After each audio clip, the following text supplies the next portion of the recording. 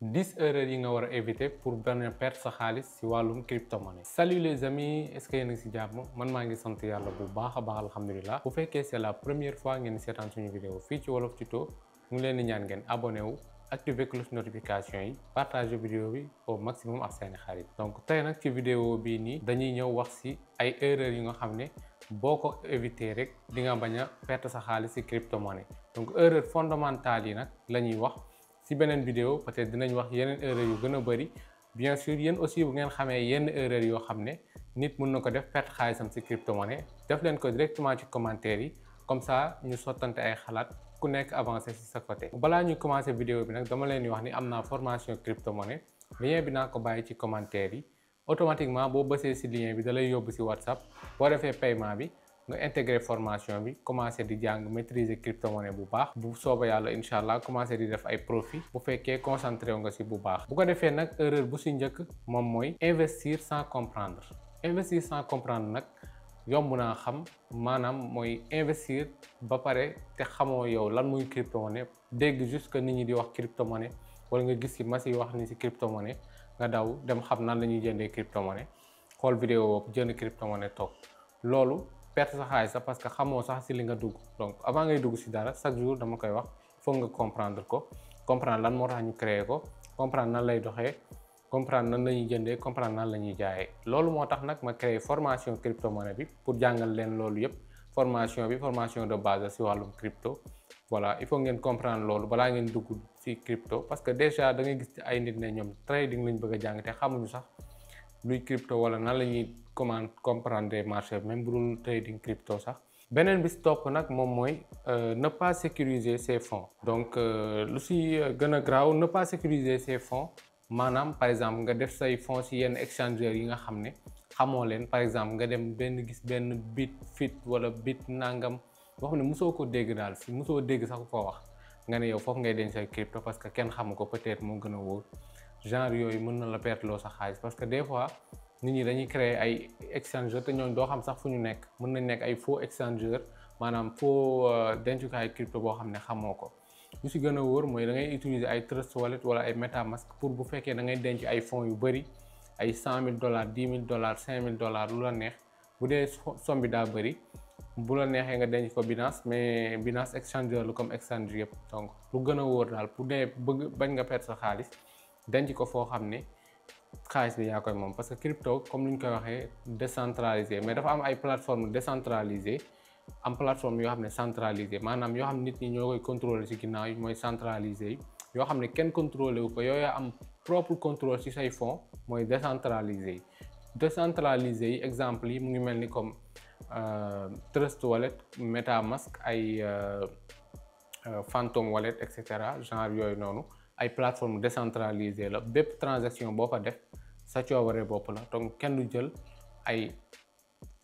def dina ko defloo donc ci plateforme yooyu noonu laa leen ko mën a waxee. beneen bi topp nag muy troisième bi moom mooy vendre à la panique maanaam jaay parce que da ngaa tiit parce que par exemple yaakaar nga ni noo tey marché bi dafa wàcc xaaral ma jaay balaa muy gën a wàcc des fois ça peut vraiment être quelque chose de très mal par exemple man mës na maa dal. mës naa jënd benn crypto bi may doog a dugg ci crypto affaire yi wàcc tuuti rek ma ne xaaral ma jaay génn ci mais dafa wàcc rek def correction rek tàmbalee yéeg te yéeg bu am doole la yéeg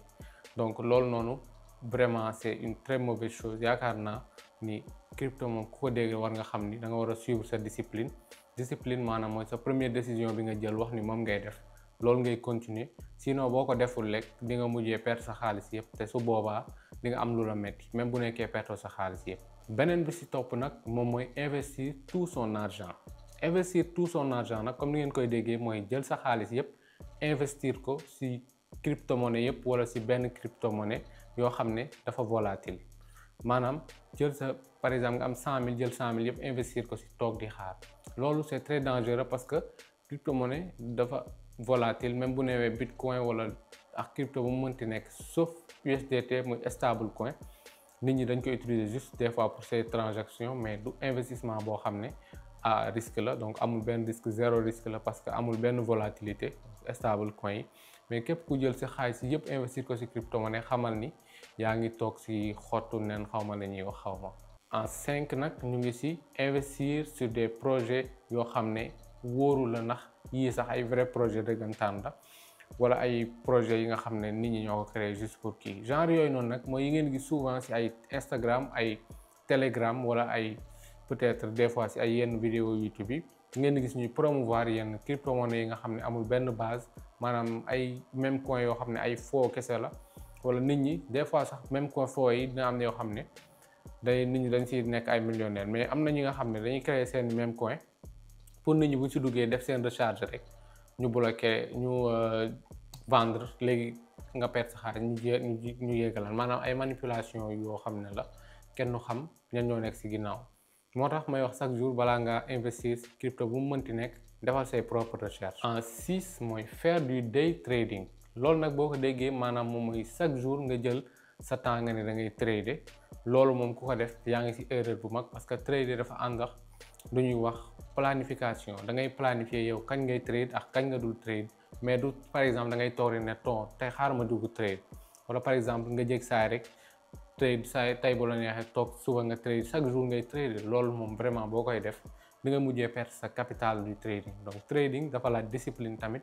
comme sànq waxoon nañ ko donc bu amul discipline bul mës a trade bul si mës a dugg parce que da ngay risque perdre sa xaalis donc 7 nag moom mooy faire confiance à n'importe qui maanaam nga dégg kenn di wax rek par exemple man mus na ma dal am na benn xarit bu ma amoon boo xam ne étranger la nekk ñàkk la donc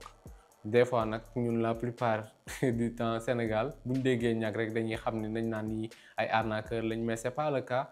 kooku peut-être comme dafa amoon yaakaar ci projet bi rek mais bi ma waxee ma investir ci projet boobu j'ai tout perdu à une seule fois mais ça m'a appris que ma xam ni il faut pas faire confiance des fois ci parole nit ñi parce que man bi ma ko waxee au lieu ma def samay propre recherche dama ñëw rek investir sans pour autant réfléchir jëloon $200 dugal ko ci et j'ai perdu tous les $200 vite fait donc moo tax il faut faire attention déglu ki leen di wax comme par exemple man ma jéeg saa ne leen jënd leen crypto bi jënd leen ko balaa suba di jot jëndal leen ko léegi boo ngeen ko jëndee da ngeen di nekk millionnaire rek ngeen jënd ko rek affaire yi ngeen perte donc voilà il faut faire très attention te nit bu la waxee aussi defal ses propres recherches c'est très important. En 8e position nag ñu ngi trouver oublier les frais yi nag c'est très important nga koy xool surtout bu fekkee da nga nekk wallet décentralisé maanaam exchanger décentralisé la plupart exchangers yi frais yi mën na cher mais pas énormément souvent si fan lay cher mooy si jënd par exemple jëlee sa Wave jënd ko crypto monnaie wala jëlee sa Orange Money jënd ko crypto monnaie donc genre yooyu la frais di cher mais la plupart du temps frais yi du cher si exchanger yi waaye bu nekkee ay wallet décentralisé comme ay Trust Wallet wala MetaMask souvent booy transférer ay Ethereum mën na nekk ay frais yu cher wala ay Polygon yooyu noonu yëpp ay réseau la donc frais yi mën na bañ a bokk donc moo tax à chaque fois boo bësee si transférer wala envoyer si benn adresse vérifier bu baax a baax adresse bi surtout vérifier réseau adresse bi parce que chaque jour dañ koy wax boo juumee si transaction c'est fini tu peux pas récupérer amul woo waa crypto amul woo dara donc c'est fini donc voilà moo tax il faut faire attention sur ça. En 9e position est très importante nag moom mooy fàtte sa phrase secret nag fan la mën a amee moom mooy si walletu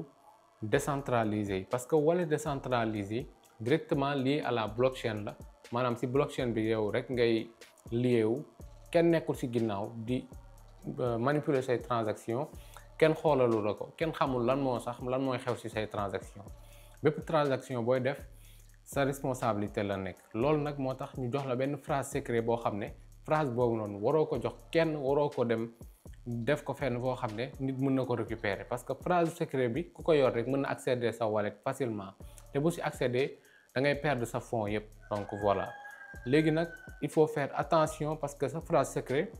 naa leen jox conseil phrase secret yi fa ngeen koy garder lu si gën a wóor mooy nga bind ko fenn denc ko même téléphone c'est très dangereux de le mettre parce que bu fekkee da nga yor ay millions de dollars wala ay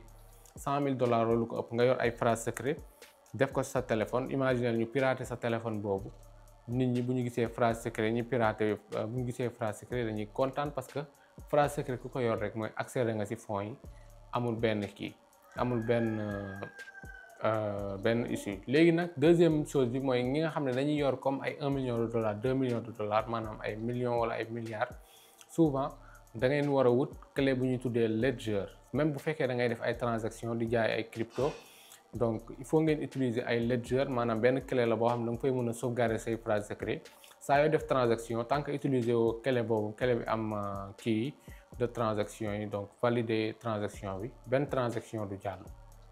En 10e et dernière ñu ngi retrouver suivre influenceurs yi aveuglement. Suivre influenceurs yi aveuglement nag mooy ngeen topp kenn rek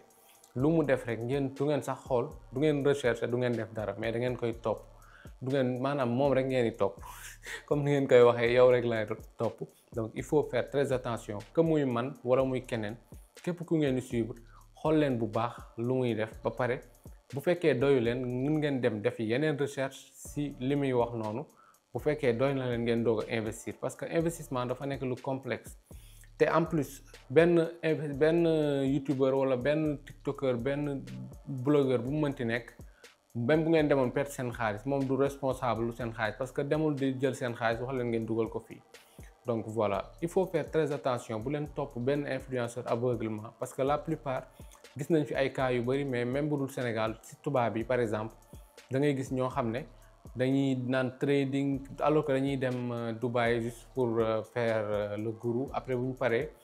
duggaloo ci nit ñi trade te ñoom sax xamuñu sax luy trading parce que ñoom dafa am loo xam ne broker yoo xam ne ñoo lay ñëw proposer la bu fekkee da nga am doole ci réseau yi léegi di la defloo trading naan la ay da ngay joxe dugal la benn canal Telegram comme pari foot rek donc noonu la quoi donc du na sax nekk ay trading en réalité ñoom ñooy contrôler lépp léegi plus que nit ki di perte da nga ci am 30%. Imaginez kenn dugal 100 000 francs su pertee nga am ci 30 000 kenn dugal 1 million bu pertee nga am 300 000 genre yooyu noonu moo tax bu leen suivre yenn influenceurs yi aveuglement chaque jour da leen xool réalisation mi wala ngeen xool ba nga xam ne bu leen doyul sax ngeen dem def yeneen recherche parce que c'est important. bu ko defee on se retrouve dans la fin de la vidéo nag ñuy wax ni lépp lu ñu wax ci vidéo bi c'est basé sur des recherches vraiment léegi nag bu fekkee am ngeen yeneen suggestion yu ngeen mën a def mu ngeen ko def ci commentaire yi ngeen wax nit ñi aussi yan suggestion ngeen leen defal donc yamul ci 10 kese yam na yu bari yoo xam ne il faut faire attention sur ça bu fekkee xam nga yeneen wax ko ci commentaire yi merci.